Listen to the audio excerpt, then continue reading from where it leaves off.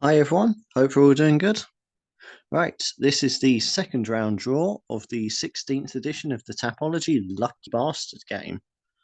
Last week we started with 28, but this week we're down to 17 as the wheel, to be fair, didn't actually eliminate as many of you as it could have so in the last round, so it's a higher number than I was expecting to go through. But once this uh, thing just actually loads, we'll just run through the names quickly, just remind ourselves who's still in it. And they are A.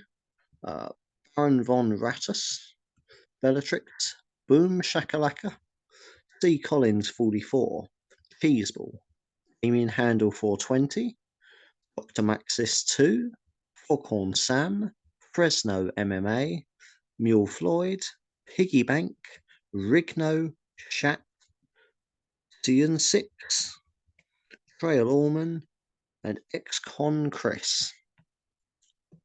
So they're the 17 lucky bastards left in it. And our, excuse me, our event for the second round is UFC 296, Leon Edwards versus Colby Covington.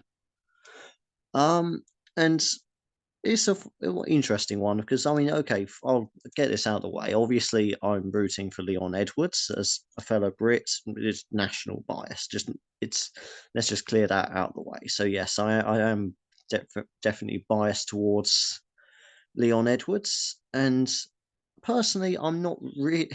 It's always had mixed feelings about Colby Covington because uh I don't really dislike his character, his persona, whether it's real, whether it's fake to sell fights. I don't know, but he's. I understand he's got to do what's best for him. He's got to sell the fight, but the trouble is, he's a very good fighter, and a very good fighter, particularly a strong wrestling base, which I feel kind of gets underrated because of the persona. Because when everyone talks about Covington, they always talk about all the trash talk, and in a way, I kind of feel like they gets a bit of an unfair reputation. So it is an odd one. It's sort of very frustrating. I'd prefer it personally if he just let his fighting do the talk, but I don't know. It's I suppose he's making it more entertaining, but I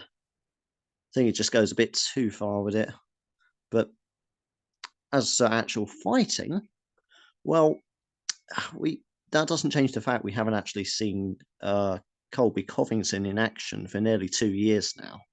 It's been after I had to look it up to remind myself, but his last fight was against Jorge Masvidal 1 year 9 months ago, according to Tapology. Which I didn't realize it had been quite that long, and I know he's had the whole sucker punch assault case to deal with, but I feel like he could have made a turnaround a little bit faster than he has. But in any case, he's been out of action for a while. And Leon Edwards, on the other hand, he's been in the best form of his career. Quite simply, he's coming off back-to-back wins against Kamaru Usman, dominant champion for years, and not sure how many years off the top of my head, but it feels like ages. But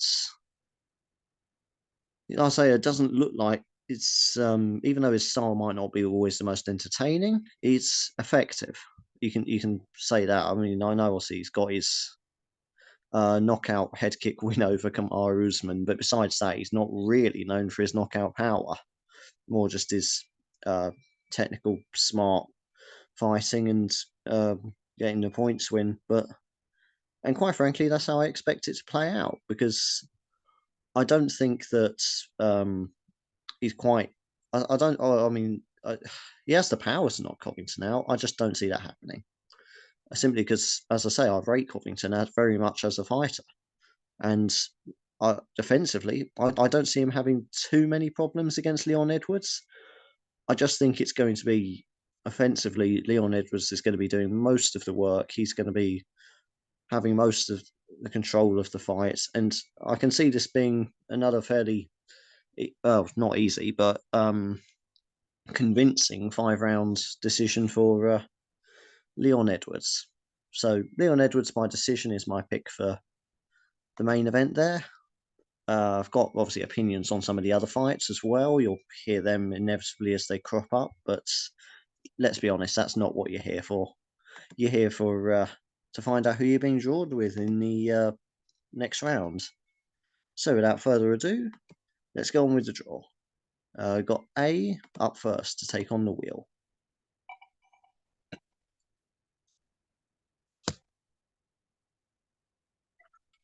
And he gets Josh Emmett.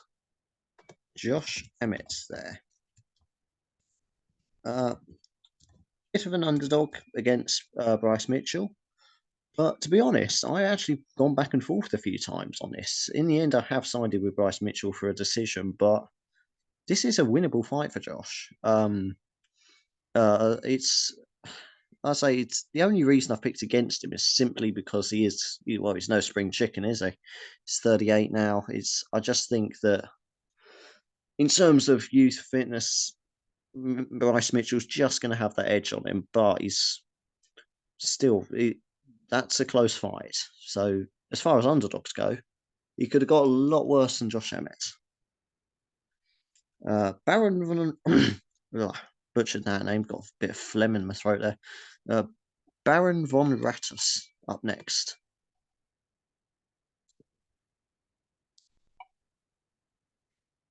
And he gets Tagir Ulanbekov. Tagir Ulanbekov for Baron von Rattus. And it's space, and I've got him to win the decision against Cody Durden. It's again, he's just a he's a younger fighter, and again, I think I'm not saying Cody Durden's like sort of wash really, but I mean it's just a case of overall, it's hard to put exactly a finger on it, but should probably shut up really. But all round skills. That's probably the term I'm trying to dig out of my tired brain. But yes, long story short, I've got Ulanbekov for a decision. I think that's quite a good pick for Baron von Rattus. Just outwork Cody Durden for a decision win. Don't think it's going to be most spectacular of fights, but as long as he gets Baron von Rattus through to the next round, then that's all that he's going to care about. Bellatrix up next to take on the wheel.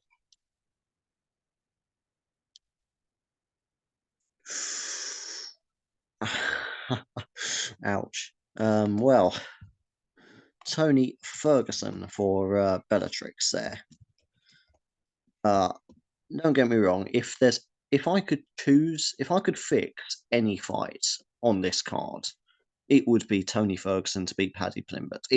Despite Paddy Plimbat being the British fighter, I just don't like him that much. And I do like Ferguson. He's been one of my favourites for years now. But truth is, Ferguson is washed. He is way past his prime. I just want to see him retire. Hopefully, he retires after this fight, puts in a very respectable showing against Paddy Plimbat, and retires. I just don't want to see him take any more damage at this point. As for my prediction, I've gone with Paddy Plimbat by a 3rd round submission. A little bit of an optimist in me, to be honest. I think he's going to make it to the 3rd round. Obviously, I don't want to see Paddy actually knock out Ferguson, and he's always leaned more on his grappling and his jiu-jitsu rather than knockout power. So I'm just hoping that if he does get finished, it's via submission that he can at least tap out of. But best of luck. I'd love to see Tony Ferguson win, but I just can't see it happening, unfortunately. Boom Shakalaka up next to take on the wheel.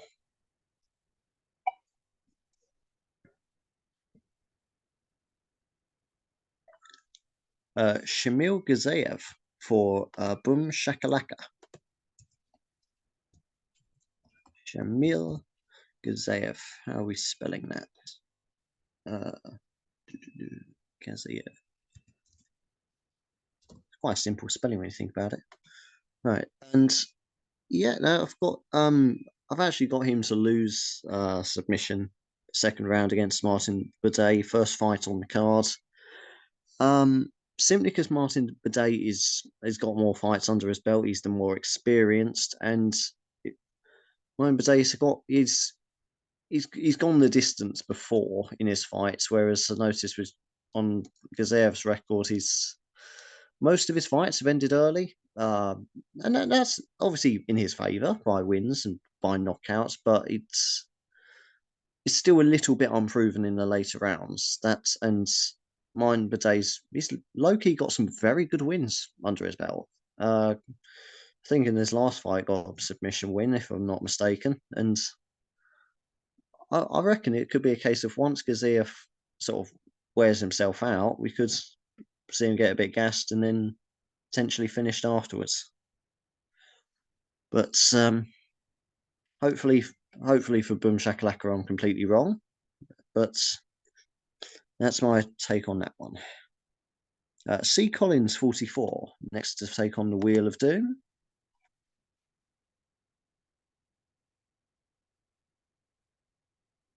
And I think he can be very happy with this one. Shavkat Rakhmonov up against Stephen Thompson. Rakhmonov.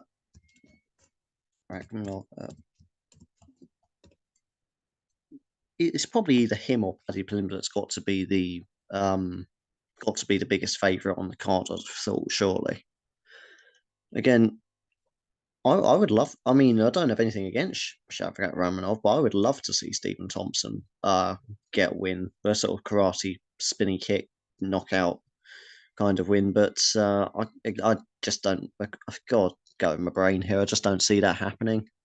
Got Shavkat Rakhmonov first round submission because he's every fight I've seen him, he's just been too dominant for his opponents. Stephen Thompson, admittedly, a step up, but there's a lot of people at welterweight ducking Shavkat right now, and so fair play to Stephen for taking the fight, but I don't think it's one he's going to win. But anyway, for C. Collins, who's on Shavkat's side, that's exactly what he wants to hear. And I'm sure he must have been glad to see that come up as well, let's be honest. Cheeseball is next to take on the Wheel.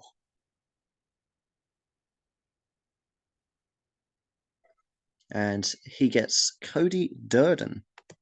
Cody Durden for Cheeseball.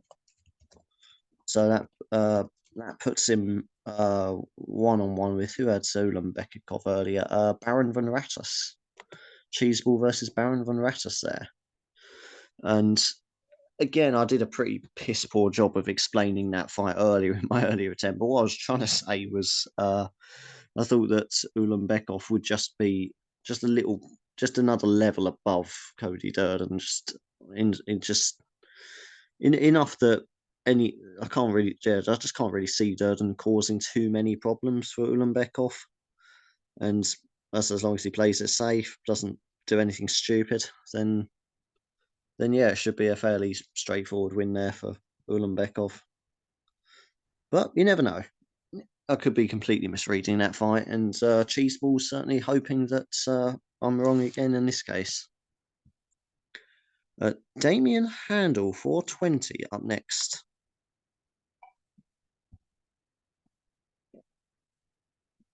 And he gets Cody Garbrandt. Cody Garbrandt there for how did I spell Cody that badly wrong? Garbrandt for Damien Handel. Up against Brian Kelleher, and it's a decision win. I've just gone for that pick. I say he's a very I say he was the former bantamweight champion for crying out loud. Sort of, admittedly, he fell off a cliff there, but he got a win in his last fight. Hopefully, I'd like to see him turn it around. Seems like a great guy. Always have an entertaining fighter to watch. So, hopefully, he can start to bounce back a little bit from that. And I can see him doing that against Brian Kelleher. Just outworking, just being the more aggressive, just landing the better shots, landing better punches, and just yeah, just controlling the fight more really.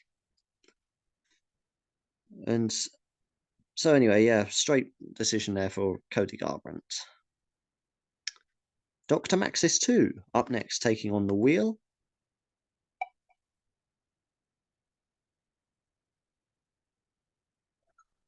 And he gets Alexandre Pantoja. Alexandre Pantoja. There for Dr. Maxis 2. And obviously, current flyweight champion, making the first defense of his title after winning it against Brandon Moreno in a split decision. And even though that fight was close, first I just want to say I'm actually glad it isn't an immediate rematch with Brandon Moreno, because this fight is really a sign of the flyweight division moving on from the Moreno Figueiredo era. And I admit, if it was those two fighting for eternity, I'd watch that forever, because those two are just meant to fight each other. But with Figueiredo moving up to bantamweight, I'm kind of glad. Yeah, I'm kind of glad that we got some fresh challengers now in the flyweight division. Already beaten Brandon Royval a few years back. I think that was a submission in that first fight, and I've gone with him for a third round submission win again here.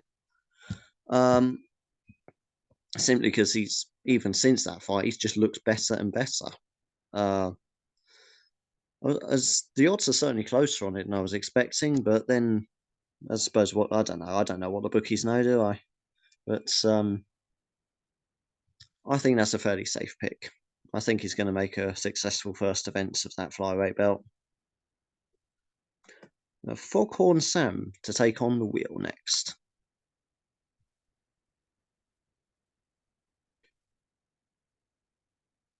And he also gets paired up with Cody Durden. So it's him and Cheeseball, with both got the same fighter there. Him and Cheeseball against Baron Van Rattus. And yeah, like I say, not much more to say. That was no point just repeating myself too often. But yeah, like I say, I do fancy Umbekov in that fight. Fresno MMA up next. And Fresno MMA gets paired with Tony Ferguson again. El Kahui. Yeah, as mentioned with Bellatrix, he's a legend of the sport. I would love to see him beat Paddy Plim, but it's just not happening. Let's be honest. That's not. I'm an optimist, but I'm not delusional. It's yeah, it's just, well, you know what the UFC's like. They feed their veterans to the young up and comers. That's exactly what's happening in this case. Hate to see it, really, but I'm just hoping he doesn't take too much damage in this fight. Really, that's the best I'm hoping for.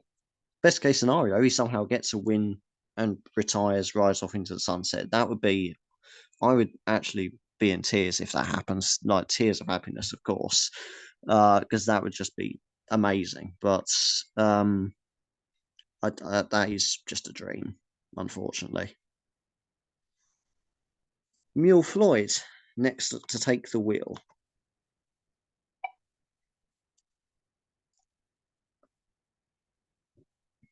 And he gets reigning defending welterweight champion Leon Edwards. Yeah, as I mentioned, it should be fairly, like I say, fairly one-sided. If it wasn't a unanimous decision, I'd be surprised. Put it that way. If it was even a majority or a split, I'd be very surprised. But as long as he's sensible about it, as long as those comments by Colby Covington didn't about his dad, who, for context, I believe was killed when Leon Edwards was just a child or just a teenager, very young anyway. So yeah, that was completely out of line. So hopefully those comments don't get to him too much, or at least not in the wrong kind of way.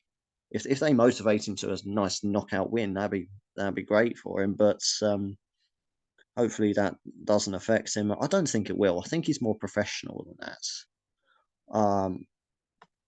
But yeah, one-sided decision coming up. That's what I'm expecting from that one. Piggy Bank up next to take on the wheel.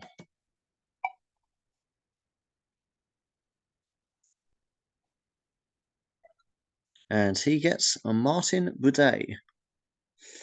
Martin Boudet there for Piggy Bank.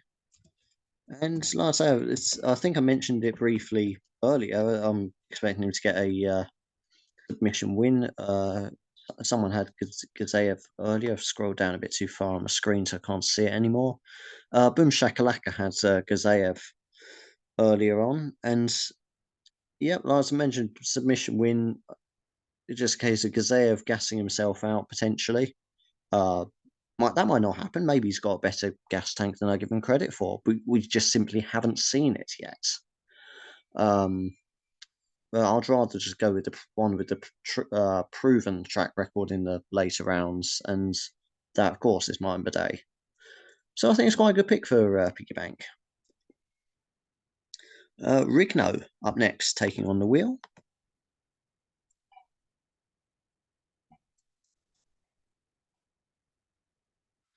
And he gets Colby Covington, the other side of the main event.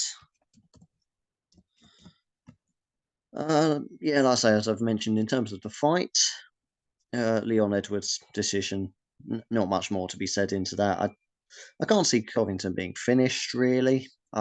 Defensively, he's just going to be a bit too good. And unless Leon Edwards lands another Hail Mary kick or a punch or something like that. But I think that it's more likely it's just going to stick to his tried and tested method and very effective method of just outpointing for the decision. So keeping active, keeping busy, despite not being necessarily the most dangerous fighter in the cage, if that makes sense.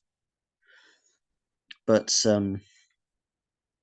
yeah, I think so Edwards going to get the best of that fight. Shat next to take on a wheel.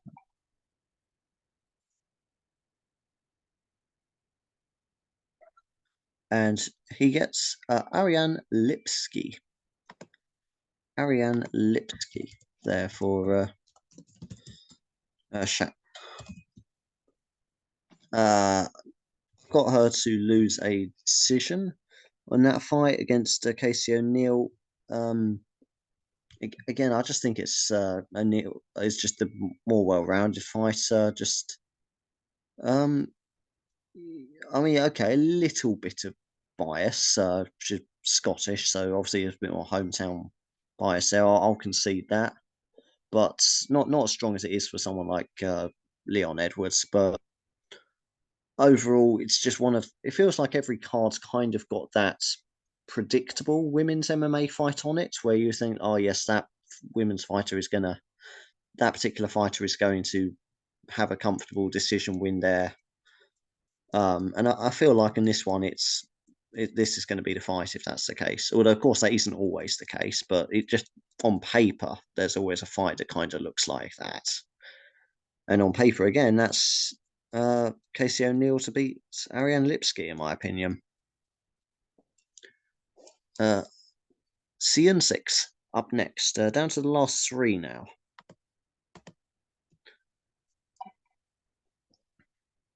CN6 also gets paired with Cody Durden. So there's quite a few on Cody Durden now. It's three people now, I think, on Cody Durden. So yeah, like I say, not much point repeating what I've already said like three times, but I don't think he's going to win. Simple as that. So that's unfortunately not a very good pick in my opinion for CN6 there. Having said that, it's not a massive underdog either, but I'd just favour Baron Van Rattus's chances over Cheeseballs, Foghorn Sam's, and now CN6. Last two now. Trail Allman, penultimate guy to take on the wheel. And he gets Dustin Jacoby. Dustin Jacoby. Now, Dustin Jacoby falls into an interesting category. I can never seemingly pick his fights right. Every single time I've tried to pick one of his fights, I've always ended up being wrong. When I've thought, oh no, this fight's a bit too tough for him, he goes and wins. But no, I'm not making the mistake of underrating him this time. I've got him second round knockout against Alonso Menifeld, and of the two, I actually prefer Alonso Menifeld. I can't remember exactly what it was. It was I can't. There must have been some kind of interview he came off really well in. I don't know, but I've always had a bit of a soft spot for Alonso Menifeld. But so I've been able to put that little bit of bias aside, and logically, I think Jacoby's just going to overpower him. I think Jacoby's just on another level compared to Menifeld. So all in all, a good pick for Trail Allman. And now last to take on the wheel is ex-con Chris. Let's see who the wheels got in store on the last spin here. Last spin of 2016. Jesus, no, 2023. Wow, wish it was 2016 again. But anyway, Dustin Jacoby as well as twice in a row now. But yep, as I just said, Justin Jacoby to knock out Alonso Menifeld. That's my prediction for that one. So that's the draw complete now. Just run over those names one more time because you can't really expect to remember all of them. That's why I wrote them down. Right, A. Laminese, or however it's pronounced, A as we call him, gets Josh Emmett in a very 50-50 fight against Bryce Mitchell. Van Ratus, seemingly against the world with Tigir Ulanbekov. Bellatrix with Tony Ferguson. Boom Shakalaka with Shamil Gazayev. C. Collins 44 gets drawn with Shavkat Rakhmonov in one of the most favourable matchups you can get, really, in this card, let's be honest. Cheeseball with Cody Durden. Damien Handel 420 with Cody Garbrandt. Dr. Maxis 2 with Alex Pantoja. Hawkorn Sam with Cody Durden. Fresno MMA with Tony Ferguson. Mule Floyd with Leon Edwards. Piggy Bank with Martin Bidet. Rigno with Colby Covington. Shat is paired up with Ariane Lipsky.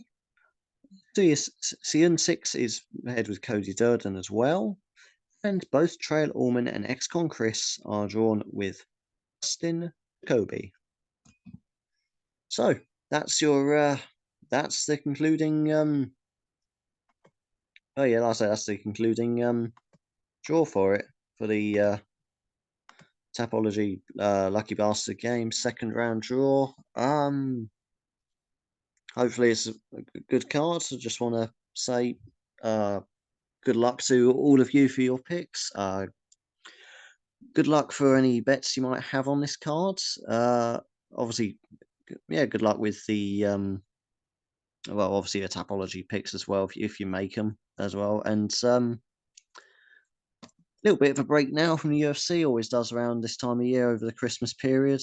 So wish you, your families, all the best for Merry Christmas, Happy New Year, and we'll see you in January. But until next time, so long for now. Or maybe not quite yet because the thing isn't coming up with the option to end the recording just yet. So